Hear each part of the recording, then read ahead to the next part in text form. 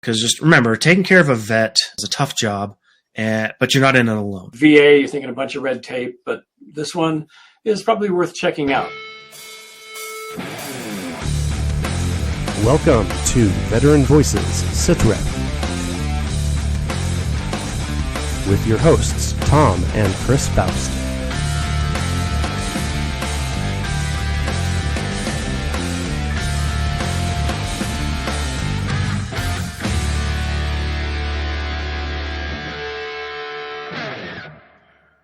Welcome to Veteran Voices. I am Tom Faust here with my son and co-host Chris. And today we're going to talk about the VA's caregiver support programs. And we'll take, a little summary and then a little deeper dive into what the program entails. And, with VA, you're thinking a bunch of red tape, but this one is probably worth checking out. There's some nice features to it, especially if you are taking care of a veteran or you know someone who is. So there are two programs mainly that they have for caregivers. One is the Program of General Caregiver Support Services, and the other is the Program of Comprehensive Assistance for Family Caregivers. And we will touch on each one.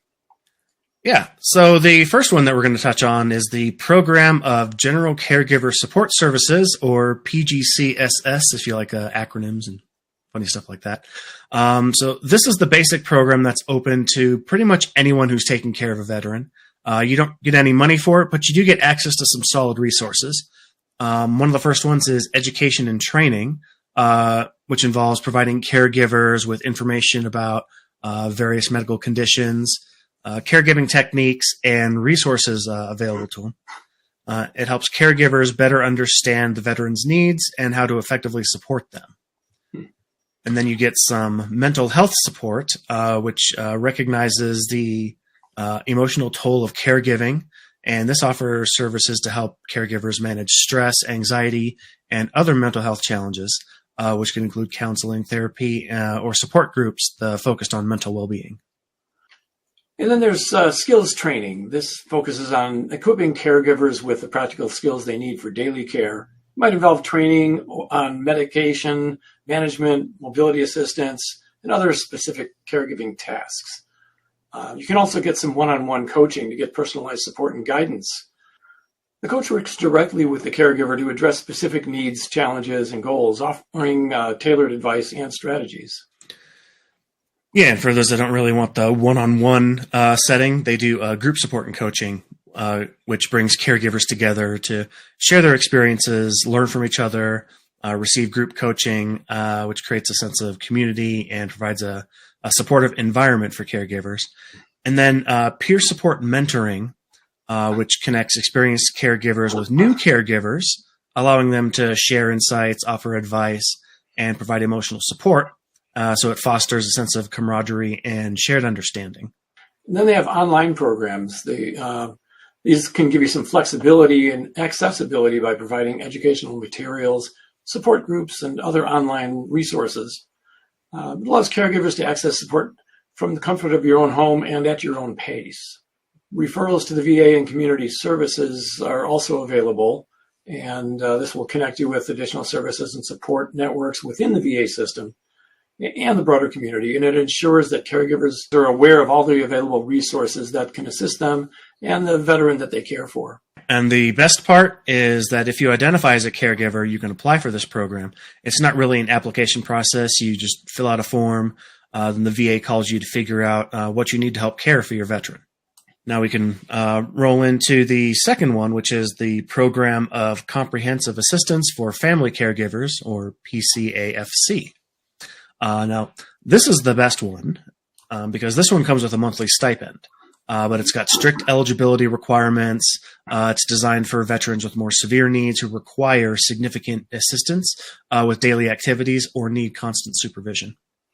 Yeah, and the benefits of this program include, like Chris said, the monthly stipend. This refers to the monetary payment provided to eligible caregivers every month. And the amount of the stipend is variable depending on the veteran's level of need and the caregiver's location due to the cost of living, for instance. And then there's also the health insurance through CHAMPVA, CHAMPVA, if you're eligible. That's the Civilian Health and Medical Program of the Department of Veterans Affairs. And it's a health benefits program for spouses and children of permanently disabled and totally disabled veterans. If a caregiver is eligible, they may receive health insurance coverage through this program. Yeah, another one here also goes along with what the other one covered is mental health counseling. Because they recognize the emotional and psychological demands of caregiving. So this program offers mental health counseling services to caregivers. It helps to manage stress, anxiety, and other mental health conditions. You get caregiver training. So it provides caregivers with education and practical skills needed to effectively care for the veteran. Training may cover topics such as medication management, mobility assistance, and other caregiving techniques. And then you get respite care. And respite care provides temporary relief to caregivers by arranging for someone else to care for the veteran. This allows caregivers to, take a break, attend to personal needs, or simply rest and recharge. You can also get travel expenses for medical appointments. They will cover the expenses for caregivers and veterans related to medical appointments. And this helps ensure that the veteran can access the necessary health care without placing an undue financial burden on the caregiver. And then there's also legal and financial planning services where you can get things such as estate planning, wills, and other financial arrangements. And this can be particularly helpful for caregivers dealing with complex or long-term care situations. Mm-hmm. So, who qualifies as a caregiver? Now, you might be thinking, well, I'm not really a caregiver. I just help out my buddy, my spouse, my parent who's a veteran. But here's the thing. If you're helping a veteran with daily activities, managing meds, or even just reminding them of appointments, you're a caregiver in the VA's eyes. And that means you could be eligible for some serious support. Yeah, and caregiving can include a number of things. These include helping with activities of daily living, like dressing, bathing, helping them eat.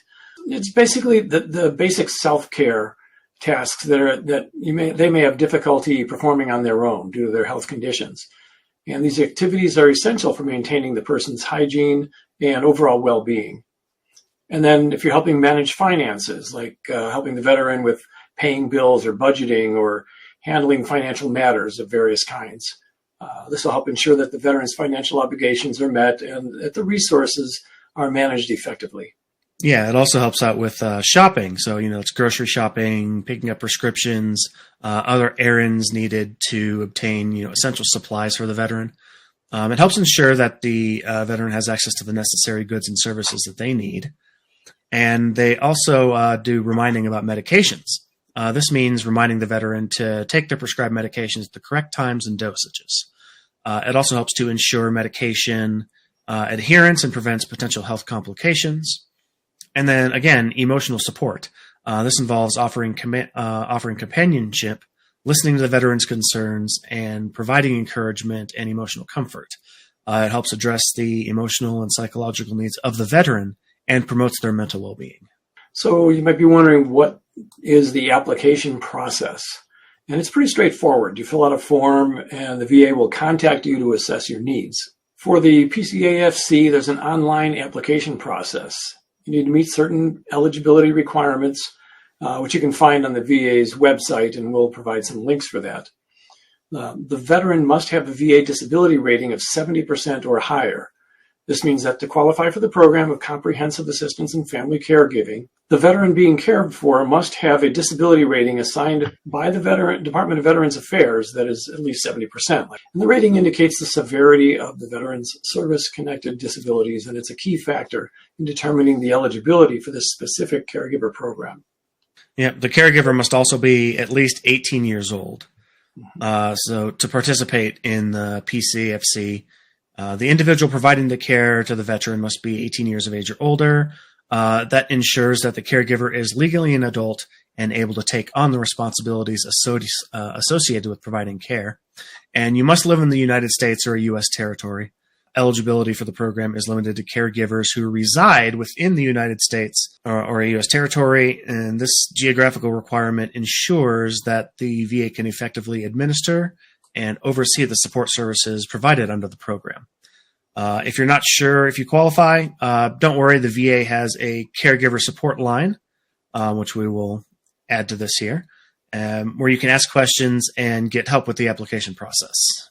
So now let's talk about some support services that are available. For instance, we'll get into a little more detail here. The respite care is a big one. A lot of people don't take advantage of it.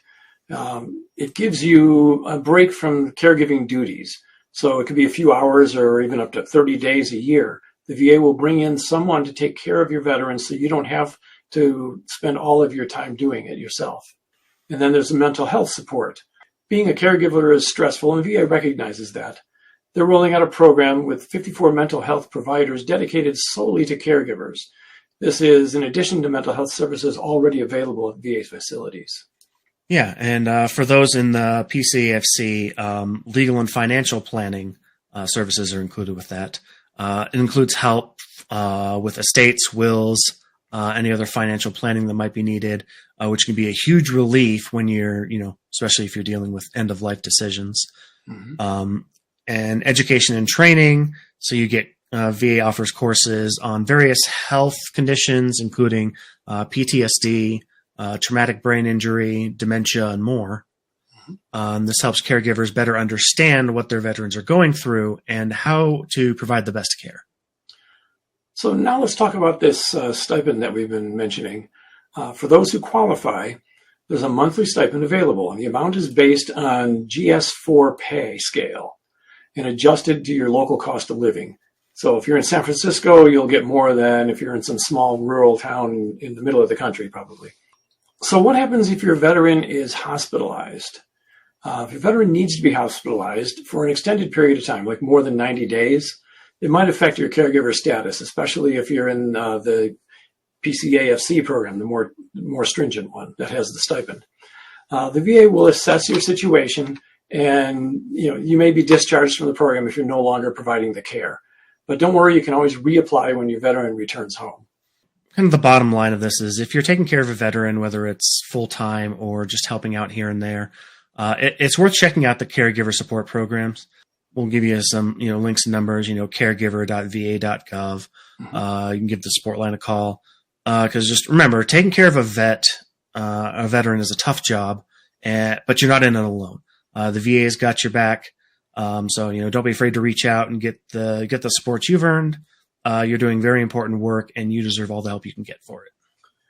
Yeah, so I hope you find this information useful. We'll provide the links, as we said, and the phone numbers. And so just want to thank you for watching this. Be sure to like and subscribe and all that. Anything else you have to say, Chris?